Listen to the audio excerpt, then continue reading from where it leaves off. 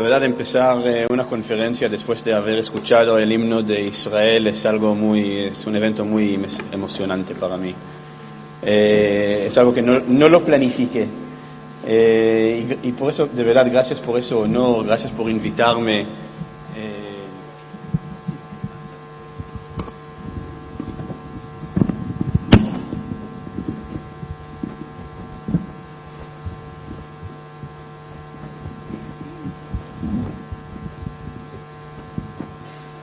Excelente.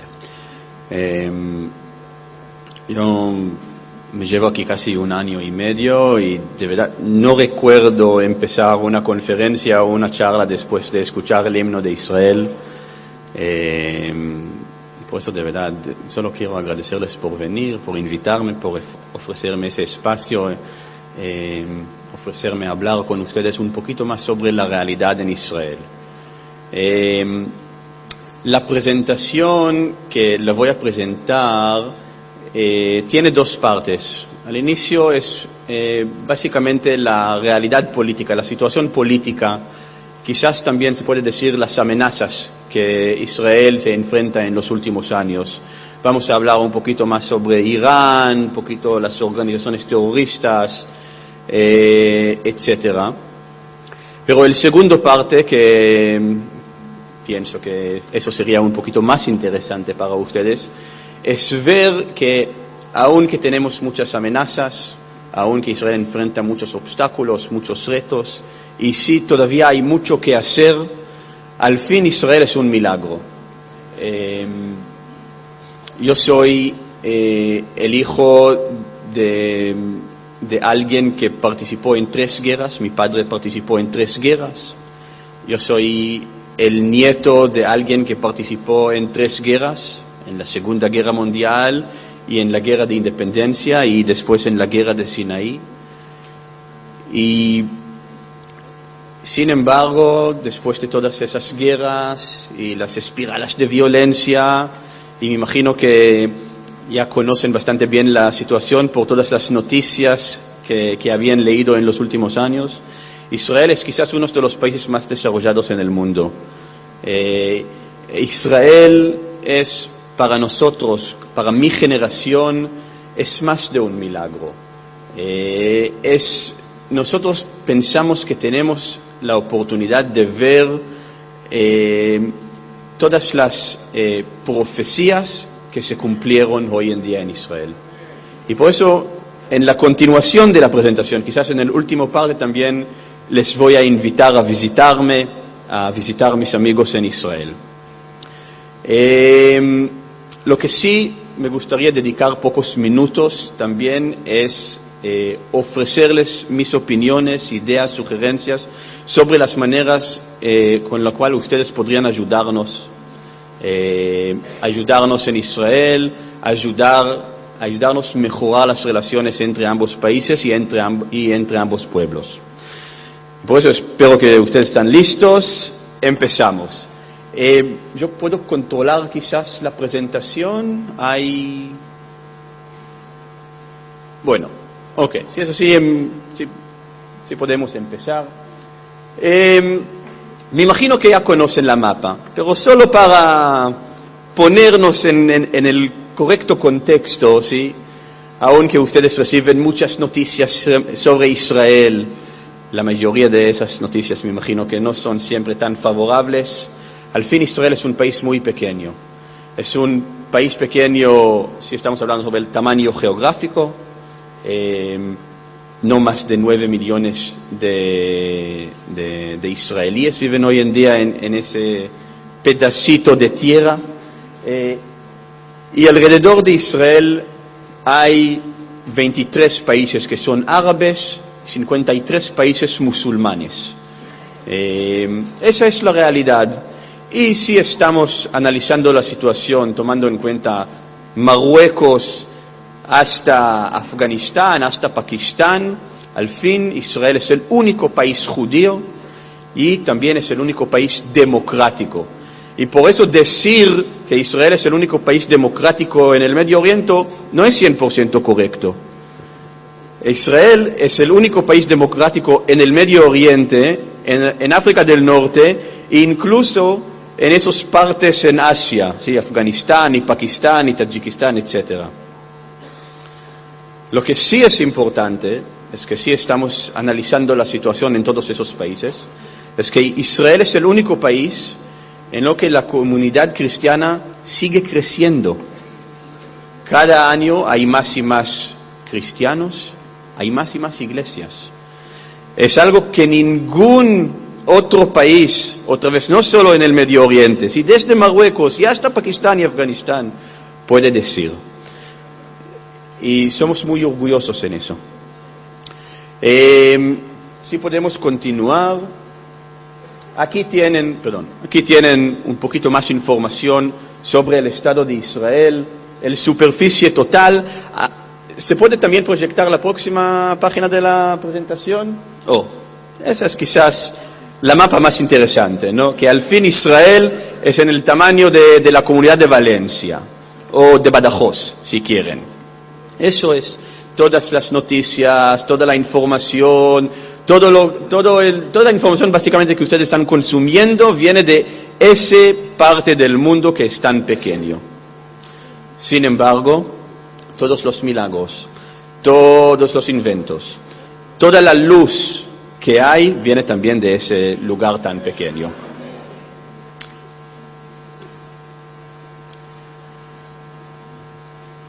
Se puede decir que la amenaza más grande que enfrenta Israel hoy en día es lo que nosotros llamamos esa media luna chiita. Irán, que es, como ustedes pueden ver, el país más grande en el color negro en la mapa detrás, es un país chií que a partir del año 1979 está difundiendo lo que ella llama la revolución islámica, la revolución islámica chiita. Me imagino que ustedes saben que en el mundo islámico sí hay diferentes corrientes, estamos hablando sobre sunis, estamos hablando sobre chiitas. Irán es un país chií y está difundiendo su metodología, su tipo de religión, sus percepciones. Y en los últimos años lo que hemos visto es que Irán, como un octopus, si quieren, ¿sí?, está enviando tentáculos a todo el mundo, está tratando de controlar más y más países en la región. Y por eso, a propósito, ustedes han leído muchas noticias sobre Irak, que es un país también muy importante en la región. Ustedes han escuchado sobre violencia en Siria, en Líbano. Detrás de todo eso, ese lío, también está Irán. Irán es un país que nos preocupa por un hecho muy simple. Es el único país hoy en día que todavía llama públicamente, abiertamente, a la destrucción del Estado de Israel. Sus líderes, cuando suben a diferentes tarimas, cuando hablan en diferentes foros internacionales, quizás en las mezquitas cada viernes, dicen que su deseo es destruir al pueblo judío, destruir al Estado sionista, tirar a los judíos al mar. Es lo que nosotros como judíos tenemos que escuchar cada día, cada semana, cada mes. Con esa amenaza tenemos que vivir. Sí, podemos. Genial. En los últimos años, Irán está tratando de también desarrollar cohetes balísticos que puedan alcanzar no solo a Israel, sino a Europa también, sino a Estados Unidos. Y cada vez que estamos hablando con nuestros amigos aquí en España, cada vez que estamos hablando con nuestros homólogos en las diferentes embajadas, cada vez que estamos hablando con diferentes ministerios aquí en España, les estamos explicando que quizás ahora el deseo iraní es aniquilar o tirar a los judíos al mar, pero al fin ellos también están desarrollando armas que les podría ofrecer amenazar no solo a nosotros. Es una amenaza global. Es algo que nosotros como miembros de la misma comunidad internacional tenemos que enfrentar y parar. Pero por supuesto que nosotros como judíos, como sionistas, como miembros del único país judío en el mundo, es algo que nos preocupa, me imagino, más que los demás países por ahora.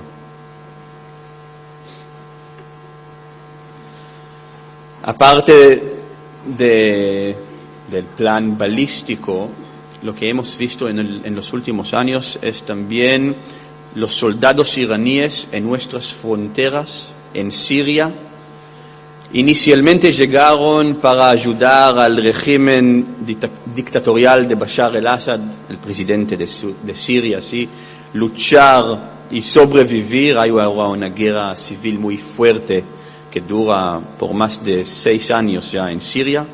Los iraníes inicialmente llegaron para ayudar a los sirios, pero ahora nosotros, como un Estado, tenemos una frontera con Irán.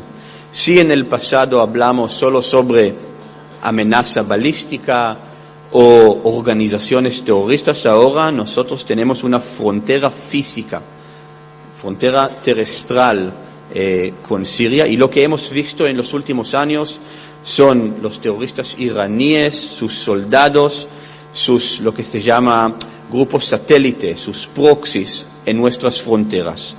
Es muy evidente que los iraníes están ahí estableciendo bases de misiles, de cohetes, lanzamiento de esos cohetes, bases de inteligencia. Al fin están preparando la próxima guerra.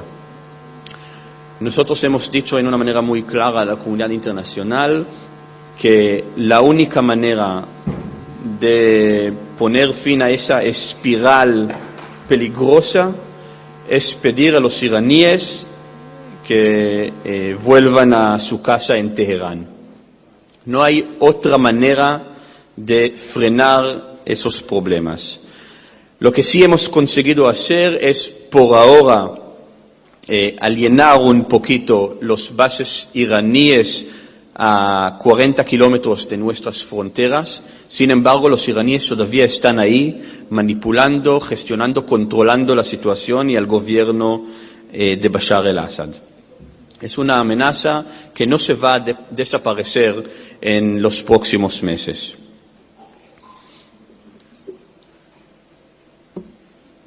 Aparte de eso, Irán está también financiando, gestionando, controlando diferentes grupos terroristas en diferentes países.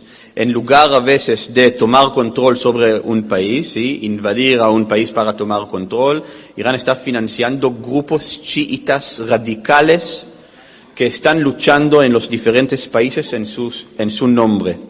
En el caso libanés, y que quizás es el ejemplo más claro y más conocido, es Hezbollah. A propósito, Hezbollah en árabe significa el partido de Dios. Los iraníes también están enviando sus fieles, ¿sí?, miembros del partido de Dios, a luchar en contra de los judíos. Y lo que nosotros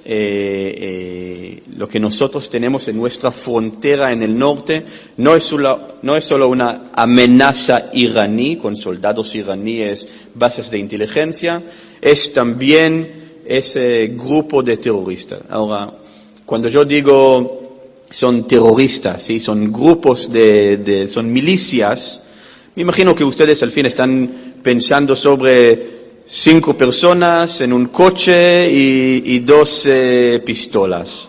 No. En el caso de Líbano, en el caso de Hezbollah, estamos hablando sobre un ejército, ¿sí?, un ejército grande con miles de soldados, de terroristas, armamento que lo recibe desde Irán con vuelos directos, vía el mar, diferente. Estamos hablando sobre grupos que ya tienen una experiencia de guerrilla por más de 30 años. Y otra vez, lo que empieza con nosotros, al fin se difunde. Hezbollah está detrás de atentados en contra de los soldados de Estados Unidos en Líbano, en contra de la comunidad judía en Argentina, en contra de la embajada de Israel en Argentina, en contra de atentados en Bulgaria solo en los últimos años. Al fin, esos terroristas están buscando, dicen que son en contra del Estado judío, pero al fin están buscando los judíos en todo el mundo. Y aquí en España me imagino que es un problema muy importante, más que todo porque España envía una unidad, una batallón a las fuerzas de UFINUL. Hay un batallón español en la frontera entre Israel y Líbano, y esos terroristas no le importa nada. Están también cada vez tratando de amenazar a esos españoles, a esos soldados españoles, más que todo para decirles es preferible que no haga nada mientras que estamos luchando contra esos judíos. Y por eso, a propósito, tenemos relaciones muy fuertes también con el Ministerio de Defensa aquí en España. Es un tema que nos une.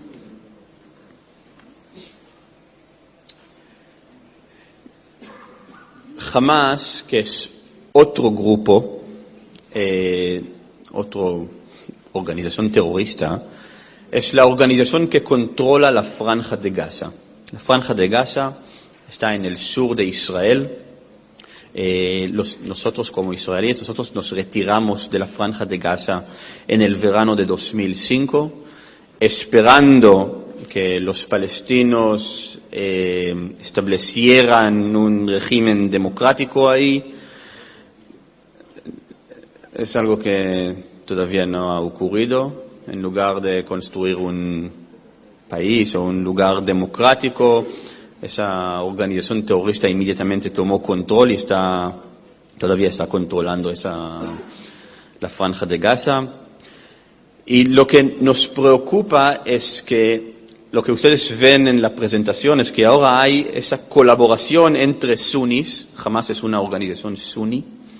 Hay una colaboración y cooperación, están cambiando información, inteligencia sobre Israel, entre el Líbano, entre Hezbollah que está en Líbano y Hamas que está en la Franja de Gaza. Y Irán, aunque es un país chií, está financiando a Hamas también. Está ofreciendo armamento, inteligencia, metodologías de guerrilla y todo. Y en el pasado, cuando nosotros ofrecimos esa inteligencia a nuestros amigos, todos nos dijeron, no, es imposible, ellos son chiitas y ellos son sunis y no hay nada que les une. Bueno, las buenas noticias es que por fin tenemos esas pruebas, esas evidencias que sí, ellos están coordinando sus planes, que sí hay esas relaciones. Ustedes pueden ver esas fotos de los diferentes líderes de esas organizaciones reuniéndose, cambiando opiniones, etcétera. Sí, esa es la buena noticia, que por fin podríamos ofrecer también pruebas de lo que sabíamos por muchos años. La mala noticia es que ellos se unieron para luchar en contra del Estado de Israel. Así es la vida, buenas noticias y malas noticias. Y detrás de ellos, de ambas organizaciones, hay también Irán, ¿sí? Que les está financiando y ofreciendo capacitaciones. Lo que sí es muy interesante y se puede ver es aquí la foto del último túnel de terror que nosotros perforamos para detectarlo. Y es súper interesante. Ese túnel la encontramos en Líbano, en la frontera entre nosotros y Líbano. ¿Y por qué es importante? Porque por muchos años, sí, es el Hamas que perforó esos túneles, inicialmente para tratar de recibir armamento en una manera ilegal vía la frontera con Egipto. Y por supuesto en los últimos años Hamas está perforando esos túneles de terror para tratar y secuestrar soldados israelíes o civiles israelíes que están al lado de la frontera. Les recuerdo que en 2006 Hamas secuestró un soldado israelí usando ese túnel. Por muchos años nosotros pensábamos que esos túneles es un armamento que se usa solo en la Franja de Gaza. No. Ese túnel es otra prueba de la colaboración y la cooperación que hay entre Hamas y Líbano, financiando por Irán. Hezbollah perforó 5 túneles de terror, 5 túneles estratégicos. Es un túnel enorme, 2 metros de altura, más o menos 80 centímetros de longitud. Son túneles enormes que tenían que ser usados en la próxima guerra entre nosotros y Hezbollah. Gracias a Dios las hemos encontrado y ahora ellos, lo que se llama, están fuera de servicio. Sin embargo, es otra amenaza que necesitaríamos tomar en cuenta en el futuro. Y en lo mismo tiempo, todo el mundo siempre está hablando sobre el proceso de paz, ¿no? Y como un representante israelí, mis amigos siempre me preguntan, ¿por qué ustedes todavía no han podido alcanzar paz y resolver los problemas con los palestinos? Hay diferentes explicaciones, pero con su permiso me gustaría ofrecerles quizás las respuestas más simples que nadie quiere escuchar, que nadie quiere ver. Más que todo, al fin, el liderazgo palestino continúa incitando en contra de los judíos y en contra de los israelíes. Si tienen tiempo, vía el Internet, pueden abrir los canales de televisión, los canales de radio de los palestinos, sus líderes, los líderes musulmanes, los líderes religiosos, están diciendo en una manera muy clara, nosotros no podemos vivir en paz con los judíos. Ellos están ocupando en una manera ilegal nuestra tierra, es una tierra musulmana. Tenemos que tirar a los judíos, limpiarlo y solo después podríamos vivir en paz con los judíos. Es lo que ellos dicen, sin esconderlo, no es un secreto. Nosotros, bueno, les doy un ejemplo muy interesante. El presidente palestino Mahmoud Abbas escribió su tesis doctorado en la Universidad de Moscú. El tema es la colaboración de los judíos con Alemania al nazi. Básicamente, lo que el presidente palestino escribió es que los judíos en la Tierra Santa, ¿sí?, pidieron a Hitler que él matara a los judíos en Europa. Ese es al fin el tema de su tesis doctorado, ¿sí? Como ustedes pueden ver, ¿sí?, no es tan difícil conseguir un tesis doctorado en diferentes partes del mundo. Hay también un conflicto interno entre los palestinos. Los palestinos hacen lo que el mundo árabe hace muy bien y es luchar entre sí. Luchan entre sí mismos. Estamos hablando sobre la Franja de Gaza y Hamas. Podemos hablar sobre Ramallah, que es la capital de la Organización de la Liberación de Palestina. Y ellos simplemente no pueden llegar a ningún acuerdo. Ellos no pueden vivir en paz entre ellos. Vivir en paz con nosotros será un poquito más difícil conseguirlo. El liderazgo palestino todavía está pensando como líderes de la revolución. Y ustedes lo conocen. Todo el mundo quiere ser el libertador, ¿no? El Che Guevara de su pueblo. Todos quieren ser... Gracias.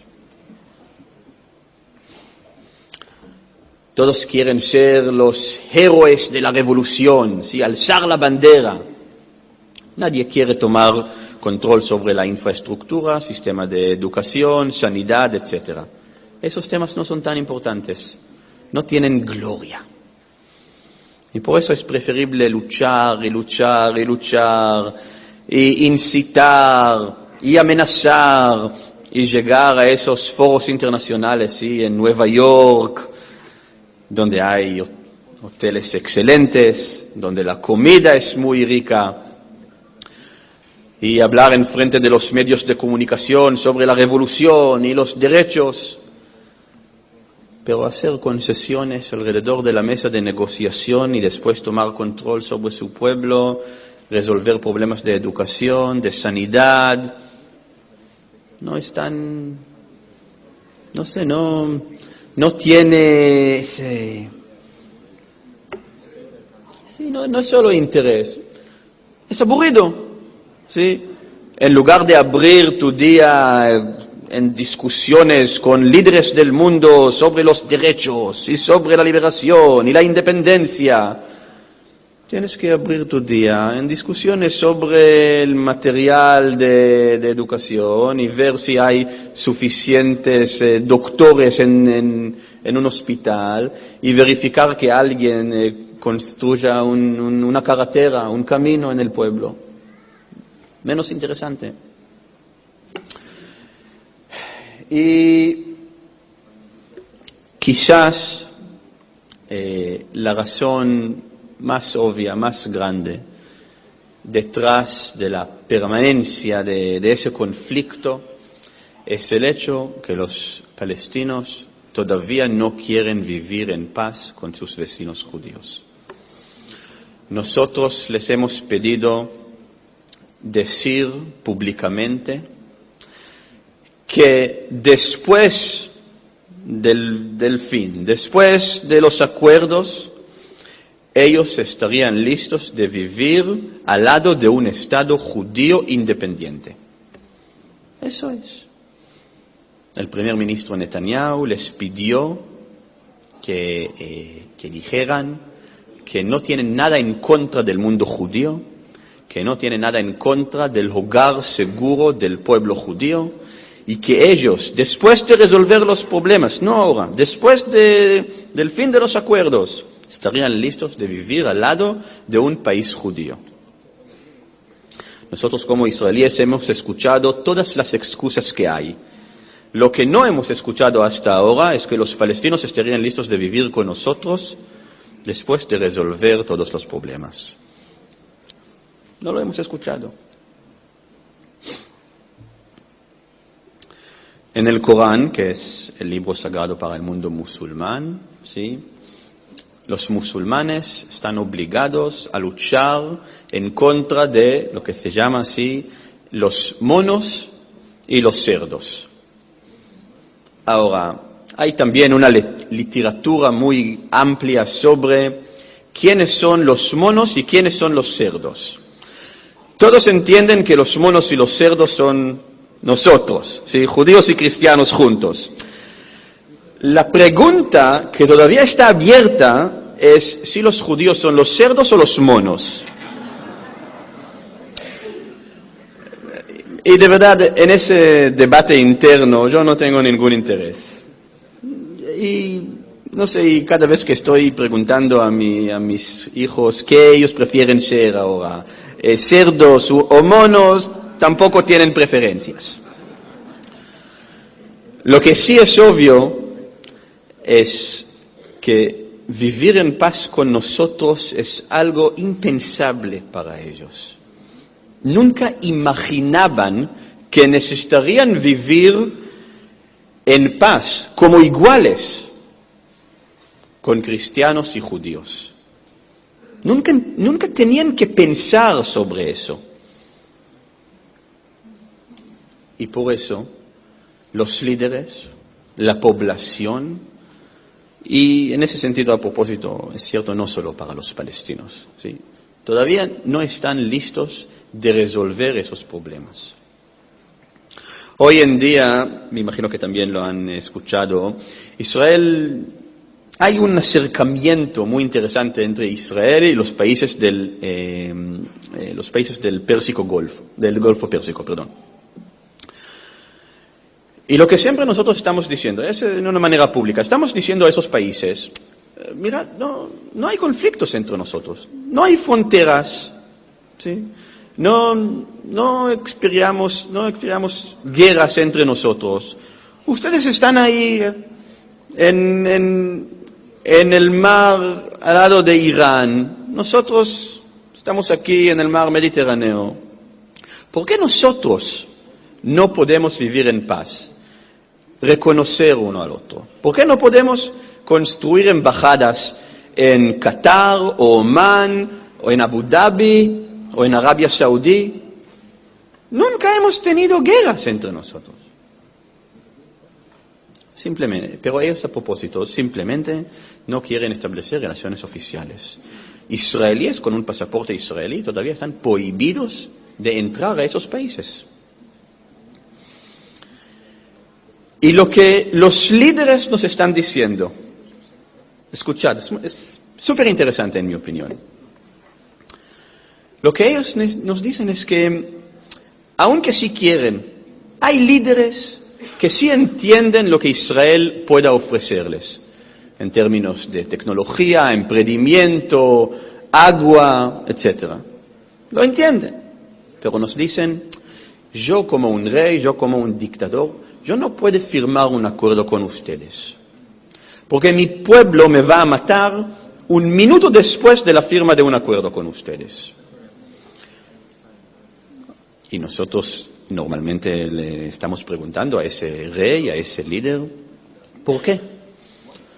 ¿Por qué su pueblo, que nunca hemos tenido algo uno contra el otro, ¿por qué su pueblo también odia a nosotros? Y la respuesta también es interesante. Él siempre nos dice, bueno, con todo el respeto, nosotros por muchos años teníamos que difundir una mala propaganda contra los judíos y contra el Estado de Israel. El pueblo la compró, tiene fe en esa propaganda, y ahora es el pueblo que no nos da permiso de mejorar nuestras relaciones con ustedes. Los propios reyes, que por muchos años, para mejorar su control, para acumular más legitimidad a sus gobiernos, difundieron esa propaganda contra el Estado de Israel, son los mismos reyes que ahora quieren mejorar las relaciones, pero simplemente no pueden. Fueron secuestrados por su propia propaganda.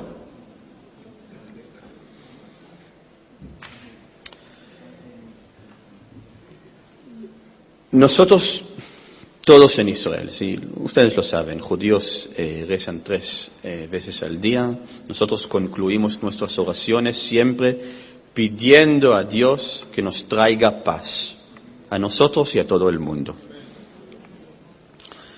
Israel estaba lista, todavía está lista de pagar un precio muy alto para resolver los problemas y vivir en paz con los vecinos. Es en nuestra religión, es en nuestra sangre, es en nuestra alma. Es algo que tenemos en común. Lamentablemente, nuestros vecinos son todavía diferentes. Todavía están analizando la situación entre los monos y los cerdos.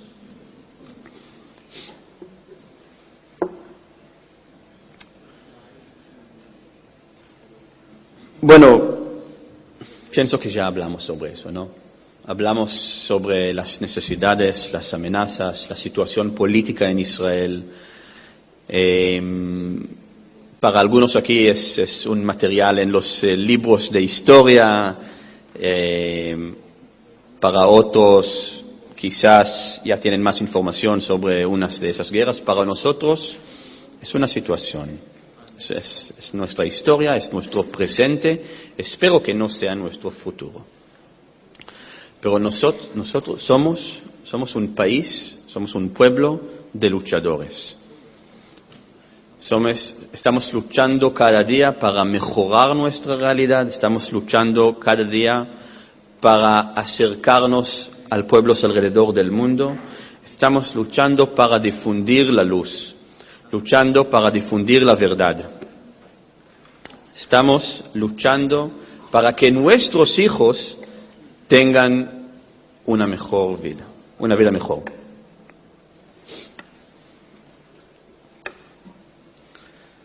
Sin embargo, y aunque tenemos muchas amenazas y los vecinos quizás no son los mejores.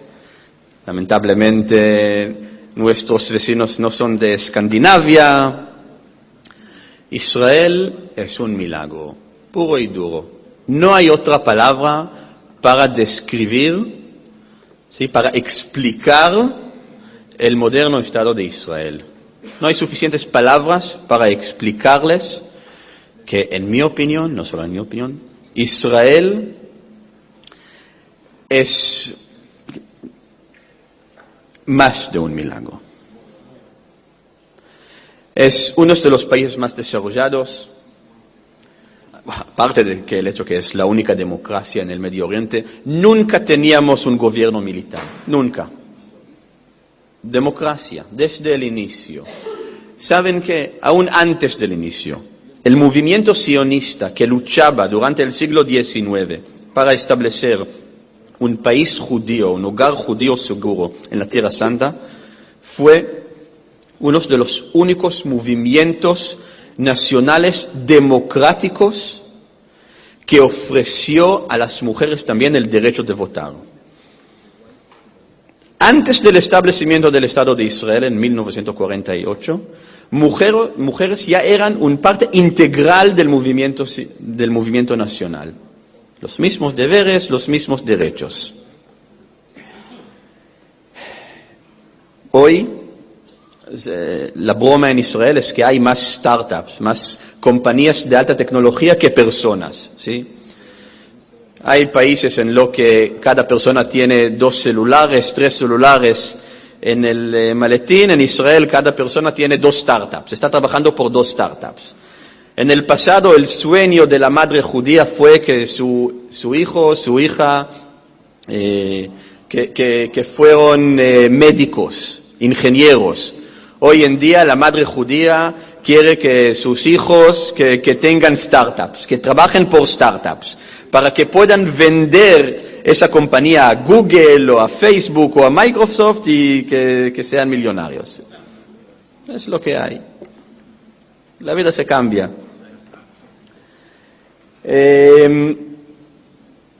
Nosotros estamos invirtiendo todo lo que tenemos en desarrollo y investigación de tecnología. El círculo es muy simple, muy simple. El país recauda dinero de impuestos, inmediatamente lo invierte a ese fondo en nuevas compañías, en el mercado, para generar empleo, generar ideas, generar cosas. Para nosotros es básicamente la continuación de un concepto judío muy simple: invertir en el futuro. Haz todo lo que puedes hacer hoy para que veas los frutos en el futuro. Ese es el círculo. Lo estamos haciendo con la educación de nuestros hijos, lo estamos haciendo también en alta tecnología. Y por eso, per cápita, hay más compañías de alta tecnología en Israel en todos los otros lugares alrededor del mundo. Premios Nobel. Bueno, claro, estamos invirtiendo en educación, excelentes universidades que todos son a propósito gubernamentales. El concepto de universidad privada no es tan común en Israel. Los estudios son muy baratos, subvencidos por el gobierno, y hay resultados. Premios Nobel, compañías de alta tecnología. Ese es el círculo.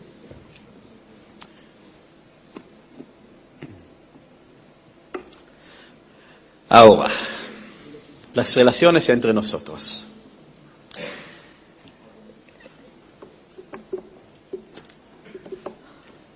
Lamentablemente, nosotros, Israel y España, establecieron relaciones oficiales solo en 1986. Es un dato increíble, ¿no?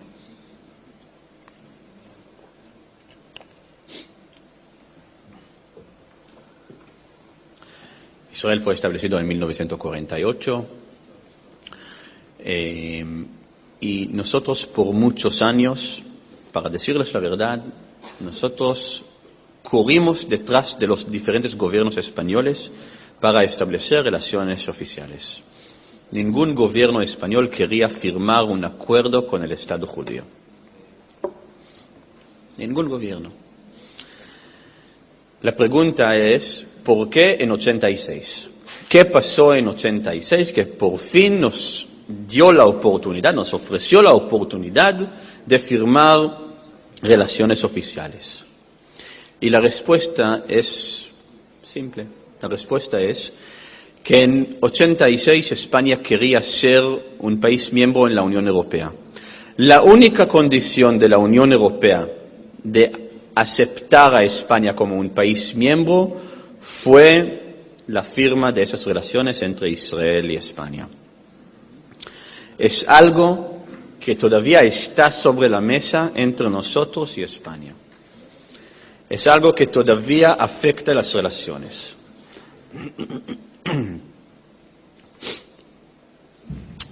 Y lo que nuestros amigos en el Ministerio de Relaciones Exteriores nos explicaron por muchos años es que España tiene relaciones estratégicas con el mundo árabe.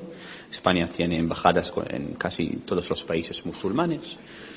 Para no afectar esas relaciones estratégicas, preferían no establecer relaciones oficiales con Israel. En 86, cuando ya no había otra opción, firmaron un acuerdo, pero para equilibrar la situación, ya en 86 España reconoció al representante palestino en Madrid como un embajador del Estado palestino. Antes de los acuerdos de Oslo y el proceso de paz y foros internacionales, España ya reconoció al representante palestino como un embajador. Y la embajada de Palestina está muy cerca a nuestra embajada. Calle Velázquez, quizás en Madrid, nos une.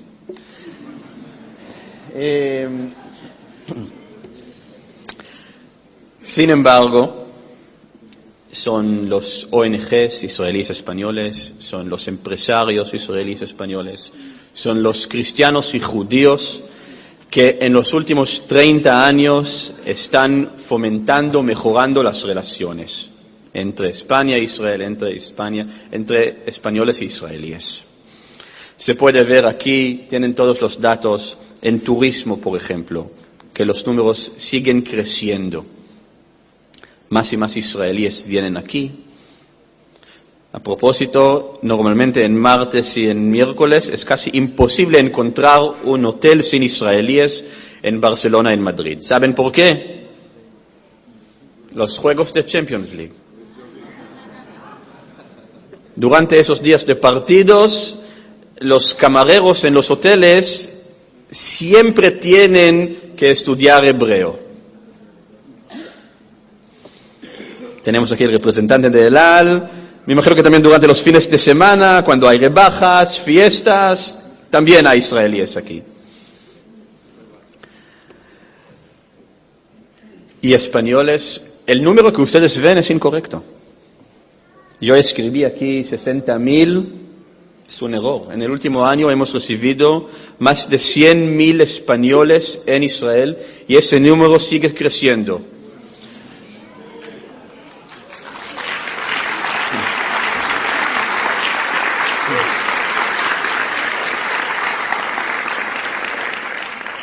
Avi, me parece que ellos que te están aplaudiendo.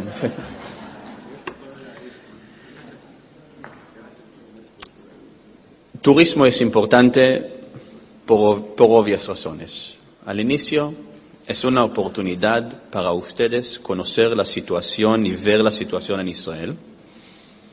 Es una oportunidad para nosotros como israelíes venir aquí. A propósito, también buscar nuestras raíces.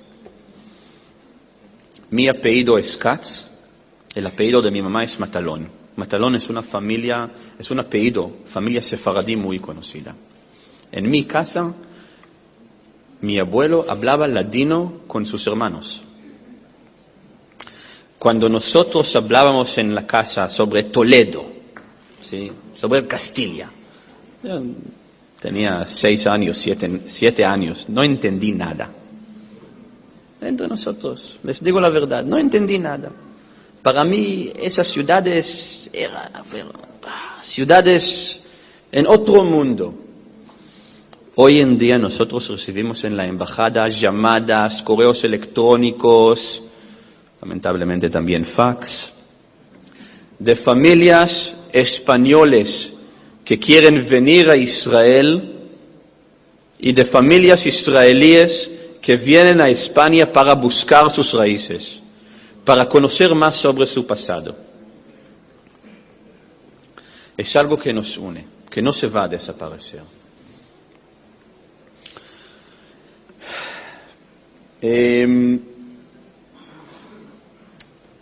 Sin embargo, hay también obstáculos. En foros internacionales, España todavía mantiene su posición muy fuerte a favor del mundo árabe. España también está financiando diferentes ONGs en los territorios palestinos que están usando ese dinero en su lucha en contra del Estado de Israel, lucha judicial. Todavía hay muchas cosas que hacer, todavía hay que mejorar esa situación. Y por eso, con su permiso, espero que lo que cada uno y una de ustedes ahora se está preguntando es ¿qué yo puedo hacer para mejorar las relaciones entre España e Israel, para mejorar las relaciones entre ambos pueblos? Y para ayudarles yo también tengo mis respuestas. Pienso que uno de los párrafos más bonitos, ¿no?, en la Biblia es Yevarjecha Hashem Tzion ur'e betuv Yerushalayim. Castellano, que el Señor te bendiga desde Sion, veas la prosperidad de Jerusalén. Les invito a ver con sus propios ojos el cumplimiento de las profecías en Jerusalén, en Israel. Vengan a ver con sus propios ojos, en lugar de leer noticias, de escuchar charlas aburridas, de tratar de entender las fotos en esas horribles presentaciones. Vengan a Israel a visitarnos.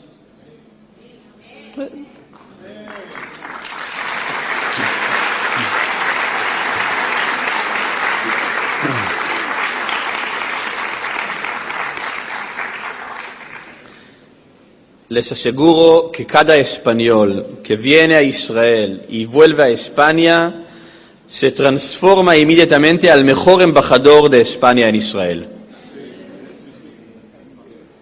Y aunque yo quiero mantener mi puesto, estoy más dispuesto de compartir esa responsabilidad aquí en España con ustedes. Todos los españoles que vuelven después nos llaman, nos envían correos electrónicos, es muy fácil estar en contacto con nosotros usando las redes sociales. Nos dicen básicamente la misma historia. ¡Wow! Increíble. Un lugar tan pequeño, tan divertido, tan diferente. La diferencia entre el sur y el norte, Jerusalén y Tel Aviv, Haifa y Tiberíades, Kefar Nahum y Mitzpe Ramón, increíble.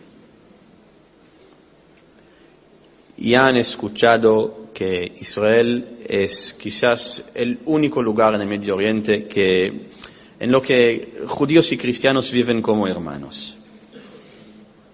Pero en lugar de tomar mis palabras, vengan a visitarnos. No hay algo más fácil que ver la realidad con sus propios ojos, para que ustedes después puedan decidir si mis palabras son de verdad o no. Aparte de eso,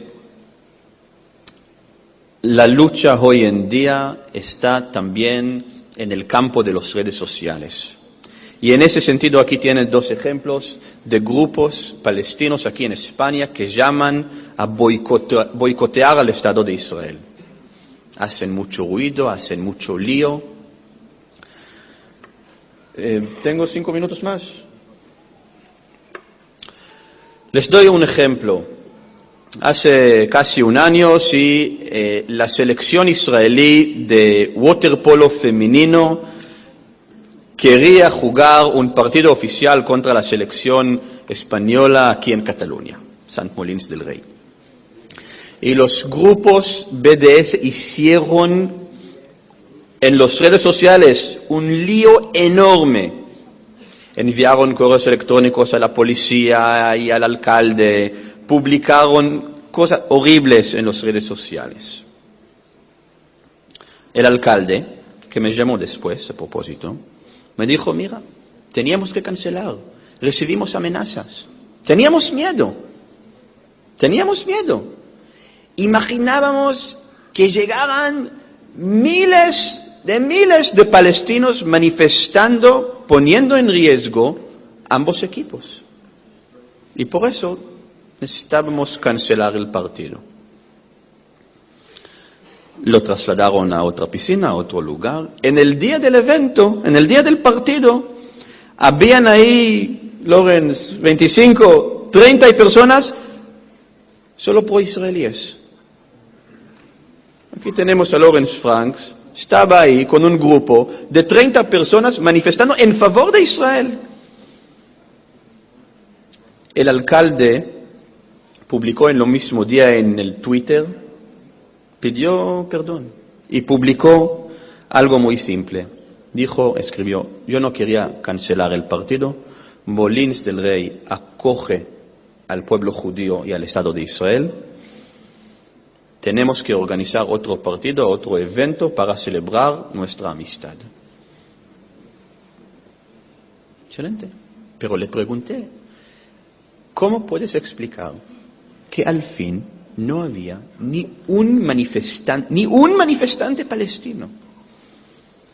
Me dijo, mira, no sé, pero yo como alcalde tenía que tomar una decisión a favor de mi pueblo.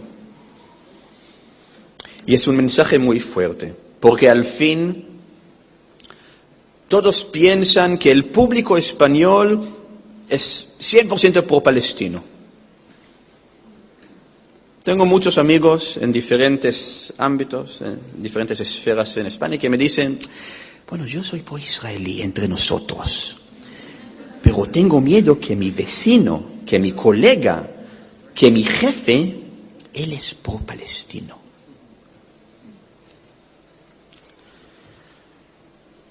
Hoy en día, los políticos, la gente que toma esas decisiones, tiene que saber que el pueblo español ama al Estado de Israel.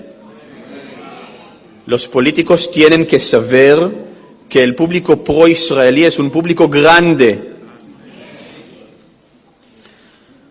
Y una manera de manifestar ese amor es también publicar cosas en las redes sociales.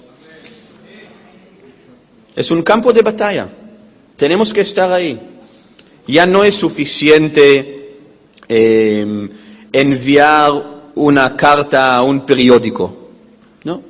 Hoy en día ustedes aman al Estado de Israel, aman al Estado judío y el mundo tiene que saberlo.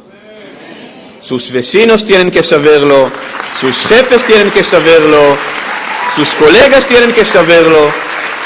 Es tiempo de alzar la bandera de Israel muy alto.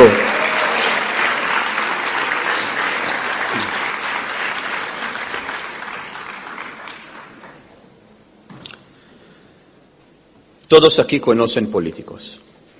Tienen vecinos, amigos, ustedes están trabajando por diferentes partidos.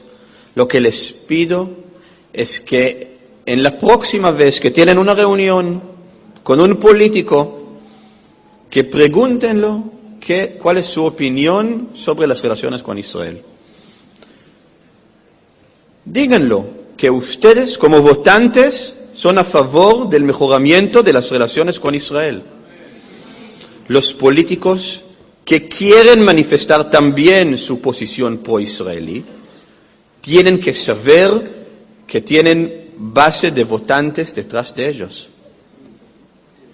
Es al fin lo que los políticos están buscando.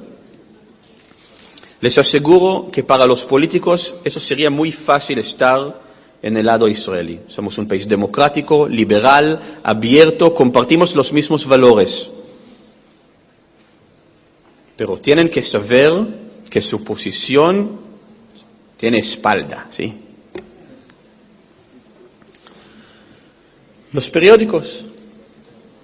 Quiero darles un ejemplo. Ayer en un periódico digital el titular fue: los judíos prohíben a los cristianos rezar en el cenáculo. Bueno, no sé. Inmediatamente llamé a mis amigos en Israel, en el Ministerio de Relaciones Exteriores, en el Ayuntamiento de Jerusalén, para entender qué pasó. ¿Había algo? ¿Israel cerró la iglesia? ¿Qué pasó? Me dijeron, no, es una mentira. Al inicio, cristianos sí, rezan ahí todo el día. Me enviaron fotos. Aparte de eso, sí, hay diferentes confesiones, ¿sí?, que controlan la iglesia ahí, y entre sí ellos decidieron que cada día otro grupo puede hacer una misa. Llamamos al periódico y estoy preguntando al director que ese artículo tiene que ver con la realidad. Me dijo, mira, no sé, tengo un corresponsal árabe en Jerusalén. Él me envió ese artículo y lo publiqué.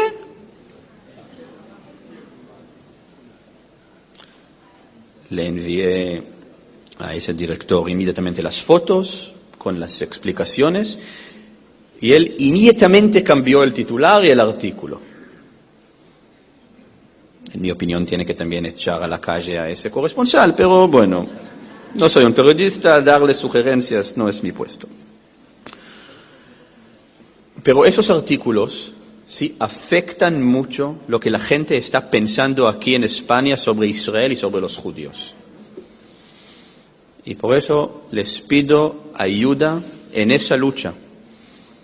Cuando ustedes están leyendo esos artículos que son falsos, fake news, lo que se llama, ¿sí? Por favor, llamen a los periodistas, a los periódicos, publiquen sus opiniones, publiquen la verdad en las redes sociales, llámenlos. Hoy en día difundir mentiras sobre el pueblo judío es un deporte. Todos quieren ganar medallas en ese deporte, pero es peligroso. Y iniciativas privadas. Esas oraciones, esos eventos son excelentes, de verdad. Me siento muy honrado estar aquí con ustedes y todavía estoy aquí temblando después de escuchar el himno nacional de Israel. Es una experiencia increíble. Estoy seguro que todos los que están aquí saben que sus amigos sí aman a Israel. Y que para nosotros como representantes del Estado de Israel es un honor compartir ese amor con ustedes. Y por eso ustedes también pueden organizar otras iniciativas, oraciones públicas, manifestaciones. Yo trabajaba 3 años en Guatemala. Ahí la comunidad cristiana, junto con la comunidad judía, ¿sí?, decidió llamar a la avenida principal de la capital, de la ciudad de Guatemala, en el nombre de Avenida Jerusalén, capital interna del pueblo judío. ¿Sí? Es una iniciativa increíble que muestra el amor que hay entre ambos países y ambos pueblos. Es una también excelente manera de mostrar a sus jefes y amigos y colegas que ustedes aman el Estado de Israel y que España ama al Estado de Israel. Con eso quiero concluir. Quiero agradecerles. es el hecho de la vida judía. ¿No? Si no tienen fe en milagros, ustedes no son realistas. Para nosotros tener fe, confiar en Dios y en nuestros amigos, es una realidad. Es un milagro y realidad en lo mismo tiempo. Los israelíes son luchadores, tienen fe y somos realistas. Y es algo que solo en la Tierra Santa anda conjunto.